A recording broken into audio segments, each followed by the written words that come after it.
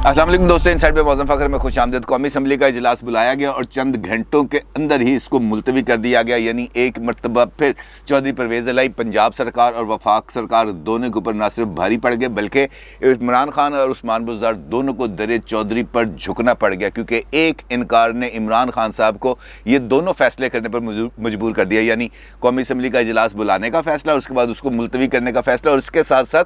कल उनको दर चौधरी पर माथा टेकने के लिए लाहौर भी आना पड़ रहा है। और लाहौर आने के लिए उनका जो फ़ैसला है ये भी अपने अंदर बहुत सारे मुज़मरात रखता है। दर चौधरी पर उनको क्यों झुकना पड़ रहा है, चौधरी परवेज़ इलाही ने आखिर ऐसा कौन सा फ़ैसला किया जिसकी वजह से ये जो कौमी असम्बली का इजलास बुलाया गया और चंद घंटों के अंदर इसको मुलतवी कर दिया गया। और इसके साथ साथ उस्मान बुज़दार के साथ ऐसा कौन सा फड्डा चल रहा है चौधरी साहब का, जो उस्मान बुज़दार साहब बार बार उनके लिए कोई ना कोई हर्डल क्रिएट करते हैं या चौधरी साहब उनके लिए हर्डल क्रिएट करते हैं।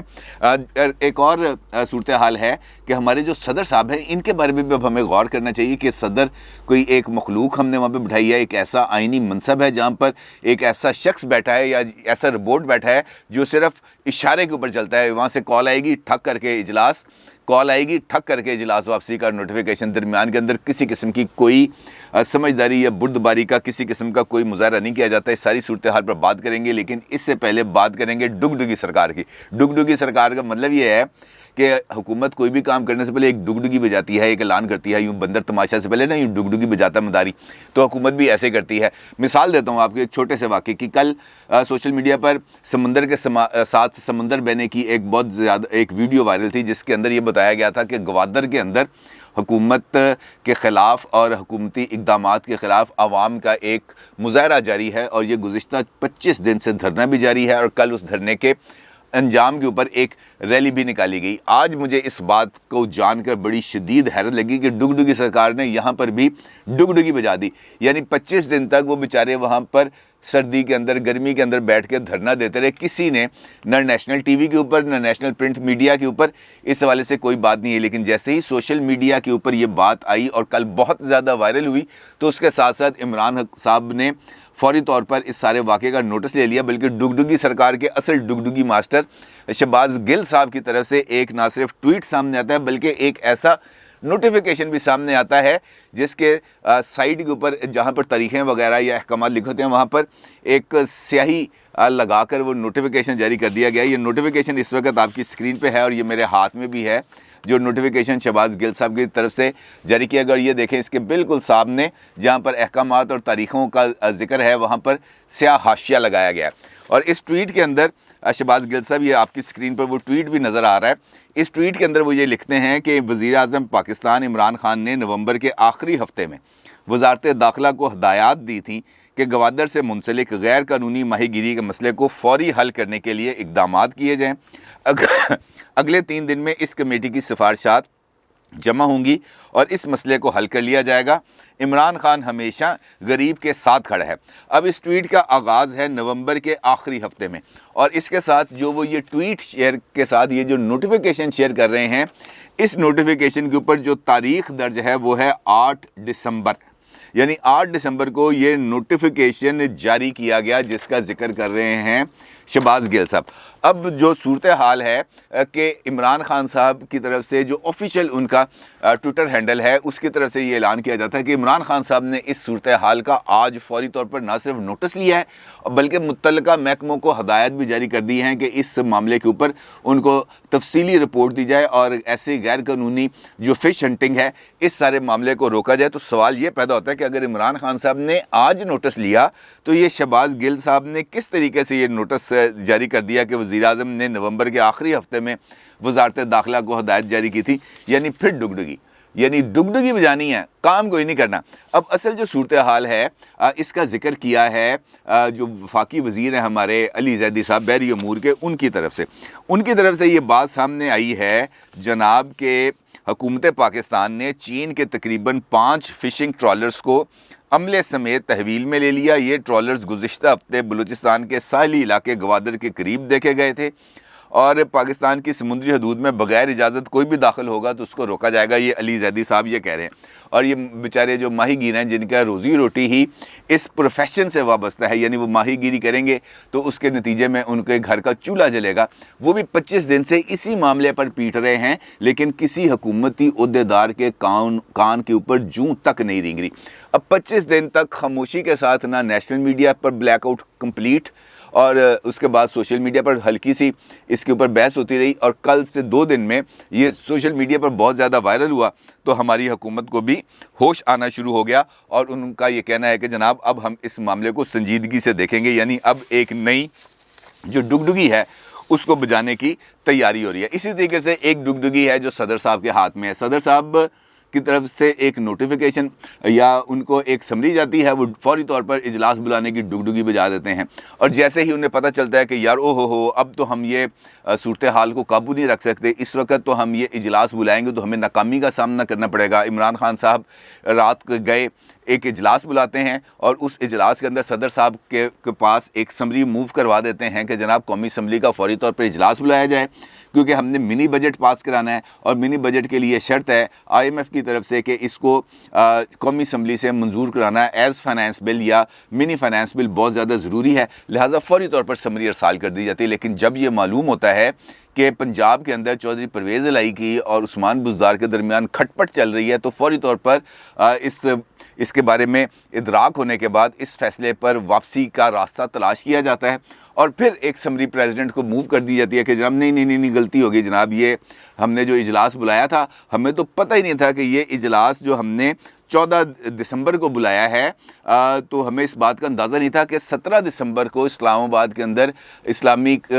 جو وزراء خارجہ ہے ان کی ایک کانفرنس ہونے جا رہی ہے۔ 17 دسمبر کو اجلاس بلایا ہے، 14 دسمبر کو، درمیان میں 3 دن کا وقفہ ہے، اور حکومت کی کارکردگی تو ایسی ہے کہ وہ 5 منٹ کے اندر سارے کام کر لیتی ہے۔ 30 منٹ کے اندر 33 بل اگر منظور ہو سکتے ہیں تو 5 منٹ کے اندر فائنانس بل نہیں منظور ہو سکتا، لیکن چونکہ معاملہ کچھ اور تھا لہٰذا اس کو رنگ دیا گیا کہ جناب 17 دسمبر کو یہاں پر اسلام آباد کے اندر OIC کی کانفرنس ہے، لہٰذا ہم یہ اجلاس ابھی نہیں بلائیں گے، ہم اس کو OIC کے اجلاس کے بعد بلائیں گے۔ معاملہ کیا ہے؟ معاملہ یہ ہے کہ پہلے جو چیف منسٹر صاحب ہیں انہوں نے پنجاب کابینہ سے ایک بل منظور کرا لیا جس کو جو بلدیاتی نظام کے حوالے سے تھا، اور چودھری پرویز الہی صاحب اس پر اڑ گئے۔ انہوں نے کہا یار ہم اتحادی ہیں، ہم سے نہ پوچھتے ہیں، نہ مشورہ کرتے ہیں، نہ کوئی بات سنتے ہیں، لہٰذا یہ والا جو بل ہے یہ میں قومی اسمبلی میں آپ کو پیش کرنے کی اجازت ہی نہیں دوں گا، لو رکھو اپنے پاس بل۔ اچھا، اس کے بعد پھر ایک دم بیجا کھلو جا ہٹو بچو بھاگ دوڑ شروع ہو گئی، اور اسلام آباد سے وفد آ رہا ہے، لاہور سے وفد جا رہا ہے، کبھی کوئی جا کے مل رہا ہے، کبھی کوئی جا کے بریفنگ دے رہا ہے۔ چودھری صاحب اپنے موقف پر کھڑے رہے، آخرکار چودھری صاحب کے جو تمام مطالبات تھے ان کو تسلیم کیا گیا، اور تسلیم کرنے کے بعد ریوائزڈ جو بل ہے وہ بھیجا گیا کابینہ کے پاس، کابینہ نے اس کو منظور کیا، منظور کرنے کے بعد اب اس کو پنجاب اسمبلی میں پیش کیا جائے گا، جہاں سے اس کو منظور کیا جائے گا۔ اسی دوران جو ہمارے چیف منسٹر صاحب ہیں ان کی طرف سے ایک ٹویٹ جاری ہوتا ہے، اور اس ٹویٹ کے اندر وہ پنجاب کے اندر جو اپنی گورننس ہے اس کے اوپر بہت زیادہ گن گاتے ہیں، اور یہ کہتے ہیں کہ ہم نے جو ترقیاتی منصوبوں کا جو دھارا ہے وہ ہم نے شہری علاقوں سے اس کو موڑ دیا ہے دیہی علاقوں کی طرف۔ اب دیہی علاقوں کے اندر دودھ اور شہد کی نہریں بہہ رہی ہیں، اور ہر طرف لہر بہر ہو گئی، یا کسان خوش ہے، غریب خوش ہے، اور ہر طرف جو ہے نا امن سکون شانتی کا پرچار ہو رہا ہے، اور اپنی گورننس کے وہ خود گن بھی گاتے رہتے ہیں۔ تو اس ساری صورتحال پر چودھری پرویز الہی صاحب کی طرف سے ایک بیان آتا ہے سامنے، جس کے اندر وہ جو ہیں PTI کی حکومت اس کو وہ ایک تنبیہ جاری کرتے ہیں، اور وہ یہ فرماتے ہیں اپنے اس بیان کے اندر کہ حکومت نے اب تک اگر کوئی کام کیا ہے تو یہ جو اس وقت مہنگائی ہے یہ سارے کے سارے ان اچھے کاموں کے جو اگر انہوں نے کیے ہیں ان سب کو بہا کے لے جائے گی، کیونکہ گورننس اس وقت ہمارے پاس ہے ہی نہیں۔ اب جب گورننس ہے ہی نہیں، جب کارکردگی ہے ہی نہیں، تو پھر سوال کس چیز کا؟ پھر کارکردگی کس چیز کی؟ پھر ترقیاتی منصوبوں کا اور ترقی کا دھارا جو ہے شہری علاقوں سے موڑ کر دیہی علاقوں کی طرف لے جانے کا سوال ہی نہیں پیدا ہوتا۔ یہ وہ ریمارکس ہے جنہوں نے پنجاب حکومت اور خاص طور پر وفاقی حکومت کے جو ہے نا وہ کان کھڑے کر دیے۔ انہوں نے کہا یار یہ کوئی نئی کھچڑی پکنا شروع کی، لہٰذا اس سارے معاملات کو ہمیں روکنا چاہیے، کیونکہ اگر منی بل پیش ہوتا، منی فائنانس بل پیش ہوتا، اور وہاں پر حکومت کی کوئی اتحادی جماعت اس کو منظور نہ کرتی اور